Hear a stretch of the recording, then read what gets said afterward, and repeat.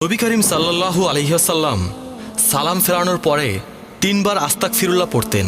নবী করিম সাল্লাল্লাহু আলাইহি ওয়াসাল্লাম নিষ্পাপ হওয়া সত্ত্বেও প্রতিদিন 70 বারের বেশি ইস্তেগফার পড়তেন।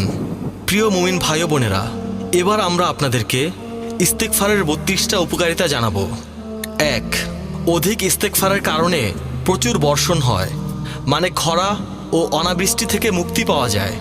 বাগান ও শস্যে ভালো ফসল হয়, নদী নালা জীবন্ত থাকে, নদী শুকিয়ে যায় না। সূরা নূহ এর 11 নম্বর আয়াতে আল্লাহ পাক ইরশাদ করেছেন, আল্লাহ আকাশ থেকে প্রচুর বৃষ্টি বর্ষণ করবেন। 2.